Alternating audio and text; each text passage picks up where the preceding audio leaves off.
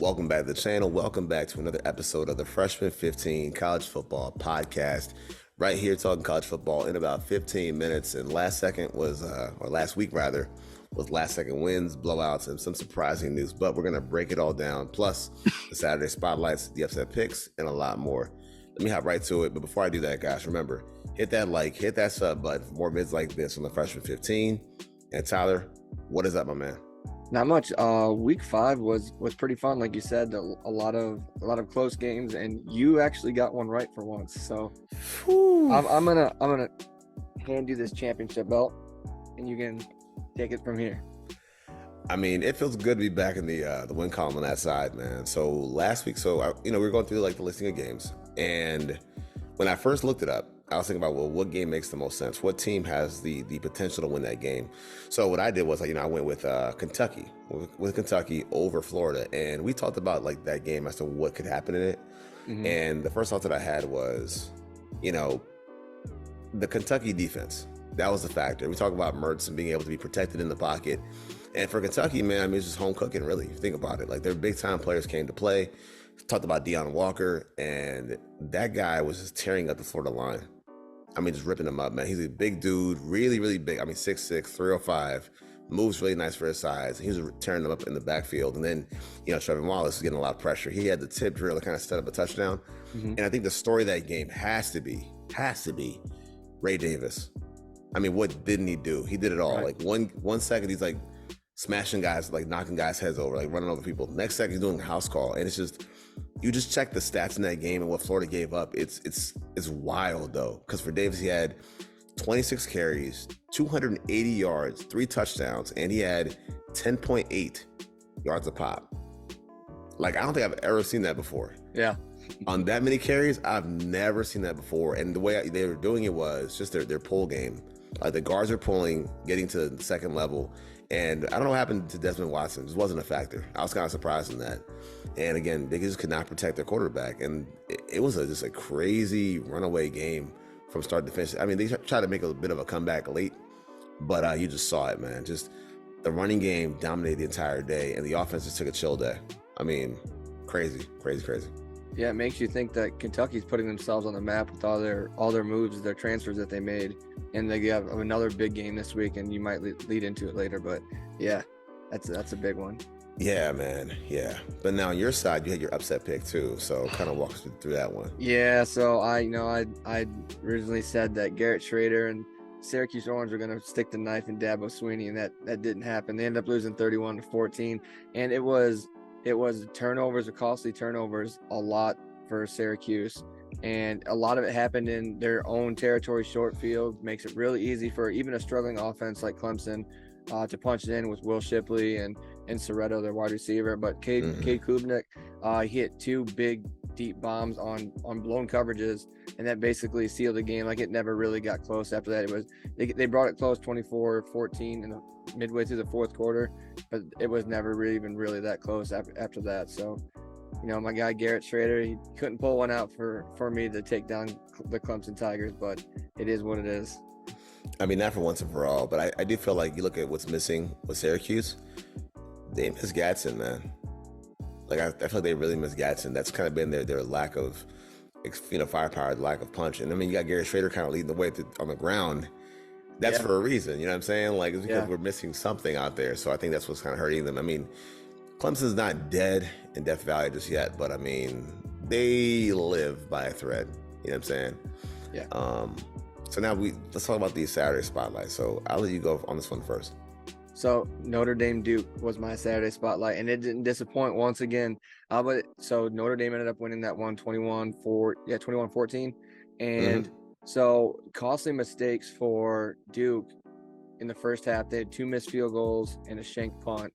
And, that turns out to be, they still would have lost by 1 point, but, and you look at Notre Dame, and like, Duke comes down and they score the go-ahead touchdown 14-13 late in the fourth quarter. And so now this is when you rely on, like I said before, you rely on Sam Hartman, and he goes in for that 4th and 16, 4th and 17, and he just ends up takeoff running, and he takes on that linebacker one-on-one, and he gets that first down. Then the very next play, Estime scores on a 30-yard run, and it just put away Duke really 21-14. But when you look at it like Riley Leonard, he reminds me a lot of like Andrew Luck at Stanford. He's a big body quarterback. He can throw, but he loves to take off and run too. And he's not afraid. He's not afraid to to initiate contact on a player that's much bigger than him. But it sucks that he ended up getting hurt at the end of that game, because he is a very fun player to watch, and he was one that a lot of people say, hey, watch come this draft season. But now that's kind of off the table, because I'm not sure what his ankle injury was, but it looked like it was broken. But yeah, Notre Dame, another close one, and they have I think they got Louisville coming up soon, and then USC. So here's the thing: this might be a segment for you later. But do you feel better or worse, or even, about Notre Dame after that game? It's kind of hard to tell. Their passing attack was anemic besides their tight end, and so a lot of people are talking about, hey, these generational tight ends, and I'm not going to call them generational, but Mitchell Evans, he basically resurrected Notre Dame's passing game. He was six receptions for 134 yards, and their best wide receiver had 26 yards receiving. So like their team was Mitchell Evans. If you go back and watch those highlights, I'll show one here. He catches one that's behind him, one-handed, as he's streaking across the field, and he pulled them out of a lot of tough situations. But Mitchell Evans, he's like the bright spot of their offense besides Estime and Sam Hartman. He can make all the throws, but man, it's their offense goes anemic sometimes, and then you just have some weird coaching decisions by Marcus Freeman. Like you said last week, it's just him continuing to learn as a young coach. It's only his second year as a head coach. He's continuing to learn, especially in these big games, and he's only going to get better. But like these tight games against ranked opponents, those are hard learning experiences, and if you make the wrong decision one time, it's cutthroat for your season, because your season's always on the line. Yeah, I agree, 100%. And I just think about losing Leonard. It's a bummer, because I said before, he's one of those guys in the ACC. We talked about like the quarterbacks, right? We talked about Travis, Schrader, and I was like, I like Leonard a whole lot. Just seeing him go down, it sucks, man. Yeah, that's kind of where I was stuck at. So then on the other side, I picked my Saturday spotlight, which was Kansas going to play Texas. And I felt like the game could have been close at first. It kind of had that vibe to it, but the Texas defense shut down what I thought was a pretty decent Kansas offense. And I talked about Devin Neal in the lead up to the game, and he was held in check. And I think it was far and clear when the game was over that the best back on that field was Jonathan Brooks. He was that guy. Our man Pat, who shot the Pat over at Longhorns Wire, talked about him being great, man, as the guy of the week. And I agree. One big play after another, and he's got really good bursts. Probably, I think, could have had more than a couple of house calls with his speed and vision. And I would say that I didn't say that I had doubts about Texas. Like, I didn't feel bad about them, but I think I've grown more and more confidence in them. Maybe not Longhorns fans for their prospects long term, but I've grown more and more confident in Texas than where they're going. And I think the offense now has another element. It has Jonathan Brooks. Now you have the receivers, the quarterback. And the quarterback, by the way, was taking off running a lot last week too. He had the big 30-yard touchdown run. I think for this team, they're just kind of on that path. I think if they don't mess things up and just kind of hold serve, which I know you're going to talk about them later, I just think it really is how they're doing right now. And I think they're going along smooth sailing, and they can kind of, take the Big 12 with no questions asked. So I think it's a big win for Texas. And for a spotlight game, I kind of missed a little bit, but yeah, it's all good. Yeah, so we're going to roll into this next segment, and it's going to be, it's your favorite one, and we always talk about it, like who hurt themselves, who helped themselves this week. Yeah. And mine is going to be hurt themselves, and it's LSU. They let Ole Miss come back at the end of that game, killed everyone's parlays. If you had a good parlay on that game, it was an exciting game, high scoring game. But now I think they're ranked, they're third in the SEC West, and so with Alabama in front of them, and then they Auburn is in front of them. No, not Auburn. Sorry, Texas A&M. So Mhm. basically, you're playing against a ranked Missouri team this coming up week, and then you have Alabama later on in the season, and then Texas A&M. So everything's laid out in front of you. Like your playoffs essentially start now. You Yeah. know, you're Yeah. third in the SEC West. If you want to play for the SEC championship game, you can't afford to mess up against these teams who are essentially in front of you.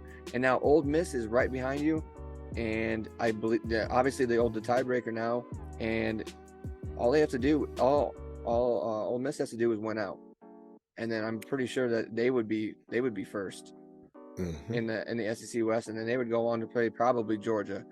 Is what it's looking like right now for the SEC championship. But LSU is the one who really hurts themselves because they have such high expectations going into the season. They were ranked like what, fifth I coming agree. into the I agree. Yeah, and they have your Heisman candidate quarterback and Brian Kelly. He's gonna he brings these big offensive linemen, these tight ends in, and you hear about how great LSU's offensive line is, and it's like you get all these stud players, and where you at now? You're sitting there at 3-2, and you're looking down the barrel of a gun, and you have to you have Missouri, Auburn, Army, Alabama, Florida, Georgia State, and then Texas A&M. I mean, you're not really cut it. Yeah, it's a hard, especially those last 4 games. Those are pretty hard, and you got a tough Missouri team coming in this weekend. So Yeah. And that's so. Here's the thing. This is why this works. This segment works so well. It is like the yin and the yang. Like you can see both sides of the table here. And for my help, I took Ole Miss based on that. Yeah. And you think about that, like you said it. I mean, let's be real. This was the best game of the week. Yeah. Oh yeah. For sure. Bar none. For sure. And it's a dramatic win for LSU. Like first off, hats off to Jackson Dart, because he's been playing really good football. And I think ever since the game at Tulane, I'm like, okay, he's turning a corner a little bit because now he's playing from outside of the pocket. He's getting the ball downfield. And the backs in this game, too, for Ole Miss were clutch. Play after play after play. And for Lane Kiffin, it's a big W because to slay that dragon from Baton Rouge, it's a big deal. And you talked about the rankings before, talking about the standings now. So now the second highest team ranked in the SEC is Alabama, right? I don't get it. You lost to Alabama. But the schedule ahead for you is going to be LSU. Well, it means you beat LSU, right? Yep. Then now you have Kentucky, Tennessee, and we know how the polls are going to favor the SEC. That's how it always works anyway. Always. So if they can, Ole Miss, stack some winnable games against cupcakes, and you hope for chaos at the top of the Pac-12, that being Washington, Oregon, USC, if some crazy stuff happens in that section in the Pac-12, then all of a sudden, because they all play each other. See? It's gonna happen. So now, if you're Ole Miss, all you got to do is make things interesting, because now you might see Georgia twice, right? And we'll talk about Georgia in a second, but you might see them twice. So now, if you're Ole Miss, you have gone from maybe being on the outside all the way in by a crazy game that you won at home. So I think, like I said, talk about the segment, which is the best segment of the show, and I mean that. It's just the how college football is so thin. It's a thin line between despair and jubilation. It's like that thin line, and just seeing in one game what that win means to Ole Miss versus LSU is crazy, man. Crazy. Yeah, and the thing you say about the Pac-12 is like, something crazy gonna happen. Like you're gonna run into Washington State with Cameron Ward. He's playing the best football of his life. In Utah, they have a stingy defense. Cam Rising's coming back soon. Mm-hmm. And that is, that's a lot of teams' kryptonites in the Pac-12 is like, yeah, you've been beating Utah because they've been playing with their third string quarterback.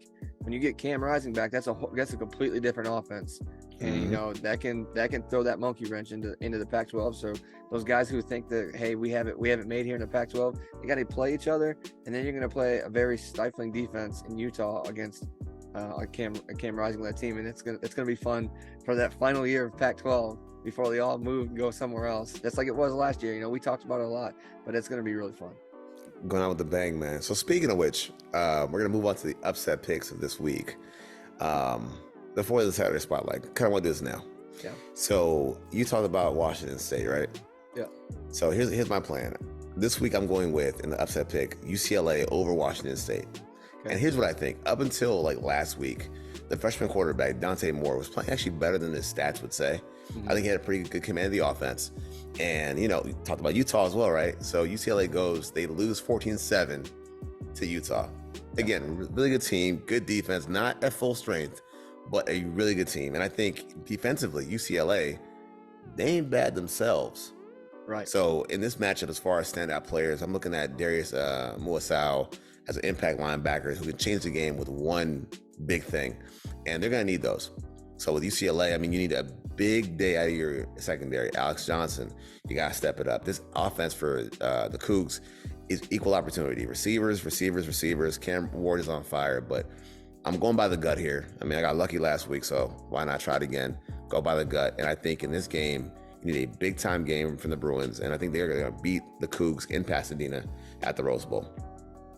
So my upset pick, and it's mainly for the coaches, and I'm going to take Texas A&M over Alabama. Jimbo Fisher. So, like I said, Texas A&M is ranked second in the SEC West right now. And, you know, these past, 4 years, everyone has done nothing but make fun of Jimbo Fisher and his time there. He can't get his players to play for him.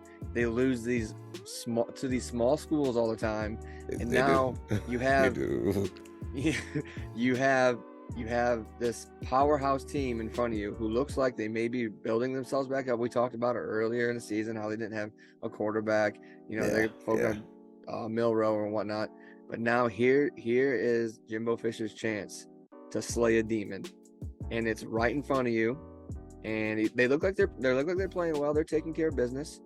So here's your chance, Jimbo Fisher. You need to coach your ass off for your job, basically. I mean, it's hot. It's hot right now. It's a hot seat. I mean, this is him basically coaching for his job.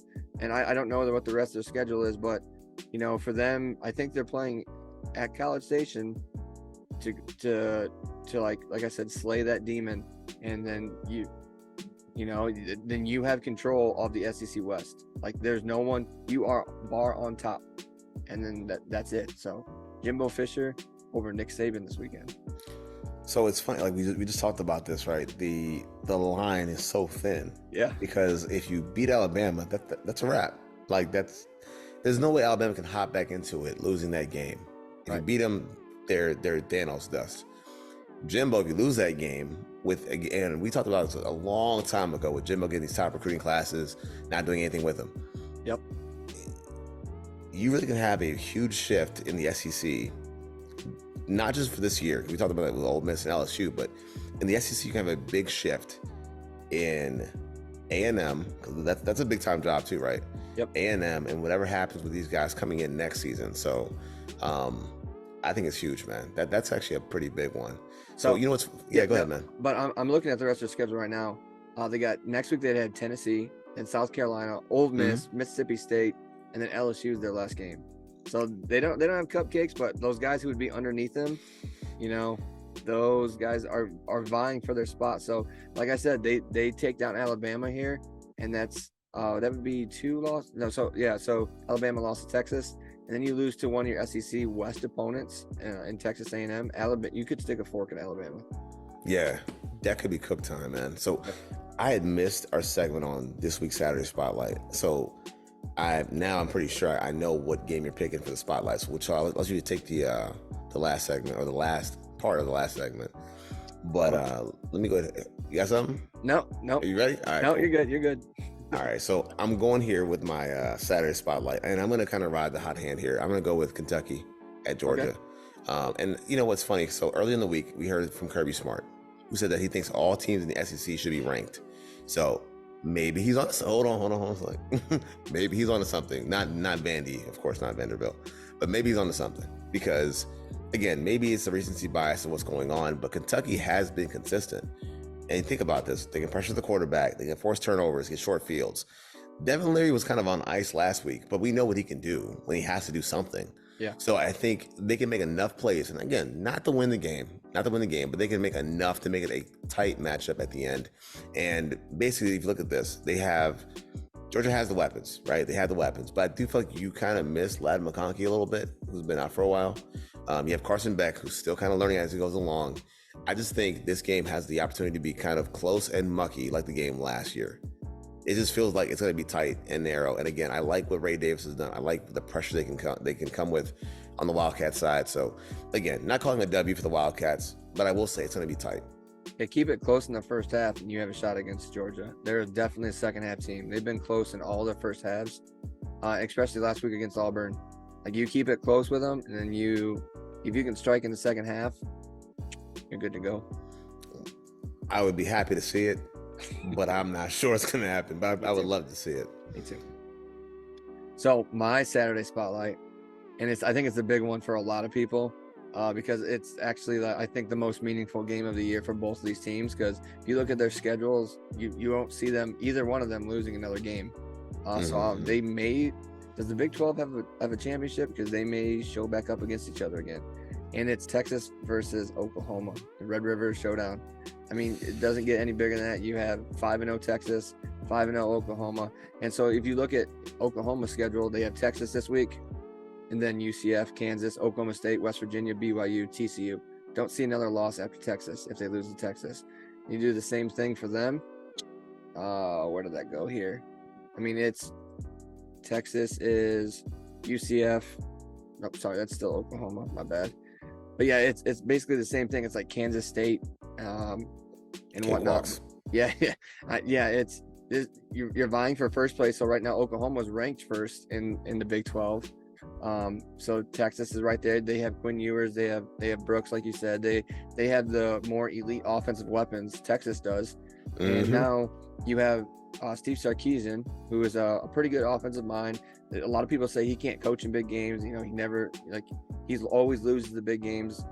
He beat Alabama earlier this year. So now, you know, like I said, he's got all the weapons. Your defense is rising, but you're playing against a very good defense in Oklahoma. Right. They stifle their opponents. You know, I talked about it earlier in the season. Like, Cincinnati has a pretty good offense, and they shut down Cincinnati pretty well, held them under 20 points. So like I said, Red River Showdown, Quinn Ewers. You know, if you're vying for that Heisman, this has got to be like your Heisman moment game. You know, because this is the big one. This is probably a bigger matchup than what they had against Alabama, just because it is the rivalry. And like, is it the noon game? Everyone's gonna be watching this game. I mean, it's gonna be the game to watch, and so that's why it's my Saturday spotlight. No, it's fair. Do you think that this game has the same weight? I mean, you're gonna tell me no, but I'm gonna ask you anyway. Does it carry the same weight as Michigan and Ohio State to you? I think for the lower Midwest, I guess it would say. Is that what Texas is? South, lower Midwest, South. Yeah, I think that's the way it is. But yeah. Actually, I think it would, because two blue blood colleges, they absolutely hate each other. You know, they would, slit each other's throats if they had the chance to, and the fan bases go crazy at one another. So yeah, I would say it's up there with the same amount of magnitude. I think the only disappointing part is, and this is the only thing about this, it's in the second week of October. Yeah. Oh yeah. That's the only downside. I wish it wasn't this soon in the season, because it's like you said, it's a very meaningful matchup, and this is very important with the schedule, the way it's shaking out. So it's going to be a great week once again this week. The thing is like, the team that loses this game might not recover to jump back into that top 6 for the playoffs. They're not going to recover. Unless you're hoping that if I'm correct, they would square off, right? Because it's the top 2 in the Big 12, right? Right. But then you could say both of them. So like, then if say Texas wins this, and then Oklahoma, they come into the Big 12 championship and they're ranked 12, and then they end up beating Texas, like, what do you do with that? Like, it's almost like the same as the Utah USC thing last year. You just kick them out. Like, you don't really care about it. They're both out. It'd have to be like similar to TCU, right? It had to be and I don't see it happening this year. I mean, because of the quality wins wouldn't be there necessarily on both sides. So, I mean, hey man, it's gonna be fun though. But like I said, that game is circled and ready to go. Yeah, and it also says on ESPN, prepare for the last Red River rivalry. So I guess it's over after this. Remember, they're sliding out. So yeah, I know they're going to SEC, but I mean, I figured they'd still try to slide them in, because the college football, maybe it's just the Big Ten did that, where like they slotted specific rivalry games to happen every single season. And like Penn State is the only one who doesn't have one because they don't have like a true rival. But like Ohio State, Michigan, they all have like their own specific rivalries that are guaranteed every single year. Besides like Ohio State, Michigan, but maybe it's just the Big Ten that did that. But you would think that the SEC with a game that of this magnitude would always do that, but I guess not, because they're gonna have some crazy schedules. Like we saw like the Michigan proposed schedule for next year. Yeah. Did you see that? Yeah. I mean, like we talked about, like those conference mergers is gonna be crazy, and man, that's playoffs from week 1. You're looking from like week 1 to week 12. That's straight playoff mode. Well, put it like this though: if you're a person that complains about the same teams always in the dance, then they're gonna be, because they're playing the top talent every single year. Like there won't really be a Cinderella necessarily. If you make a super conference like that, again, it goes back to what Kirby Smart said, right? So why isn't every team just ranked? Yeah. Based on your schedule, you could be. So if you make a super power conference like that with that proposal, then it's like, okay. I mean, we know like these are the best teams in the country based on who they're playing against. Yeah, I got it up right here. Who their future schedule is. Let me pull this up real quick. I hate that. Fresno State, Texas, Arkansas, Maryland, Michigan, Minnesota, Ohio State, and then that's all it really gives me for there. Yeah. Man, US. Okay, right here it is. Fresno State, Texas, Arkansas State, Illinois, Ohio State, USC, Michigan State, Minnesota, UCLA, Wisconsin.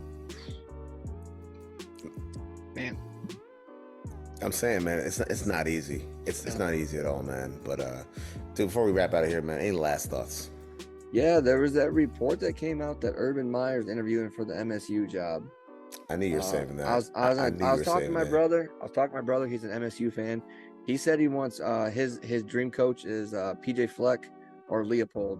That'd be two pretty good gets for Michigan State. I just don't see them hiring another scandalous coach after what they went through the past 3, 4, 5 years. It's just hard for them.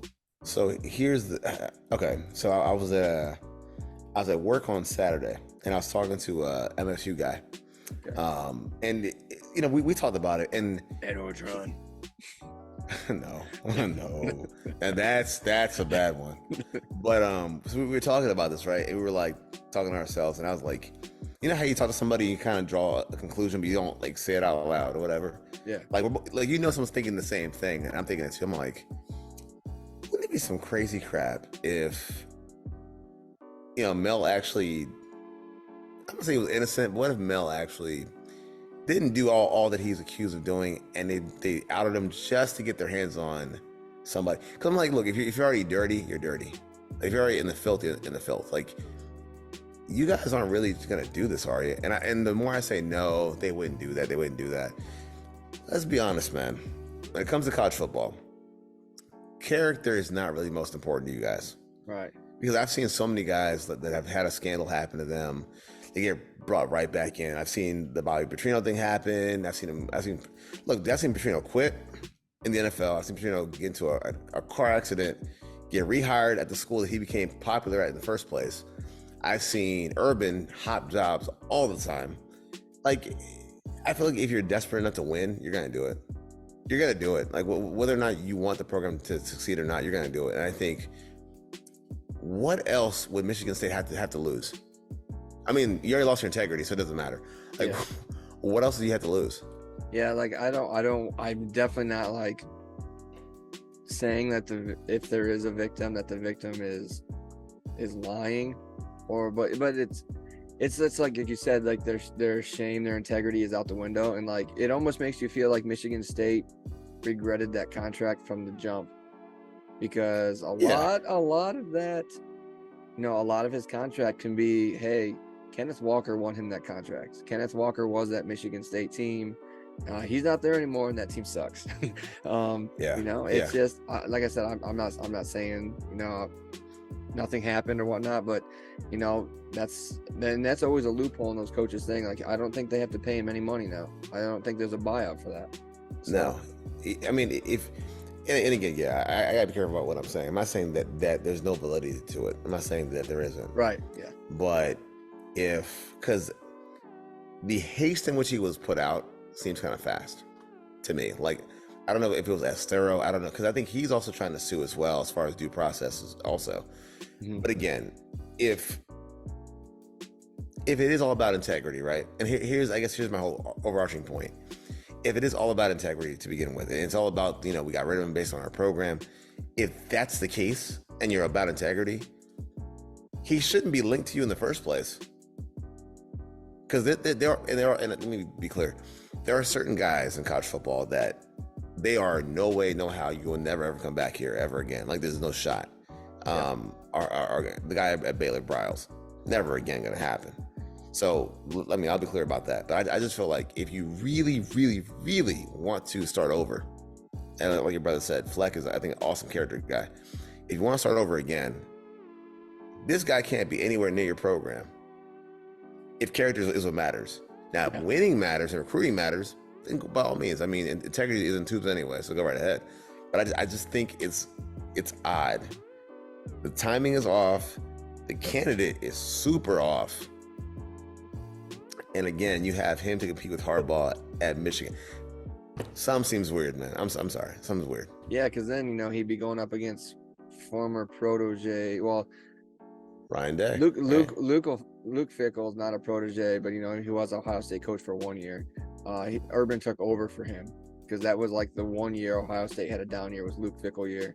But now he coaches at Wisconsin, and then you would say he goes up against Ryan Day. But I don't even think Urban could bring Michigan State back to prominence in 2 years before he has to leave again for some kind of weird some medical issue. Yeah, some medical issue. Yeah, but that's besides the point. We have an awesome slate of games this week. But yeah, it's gonna be another fun one.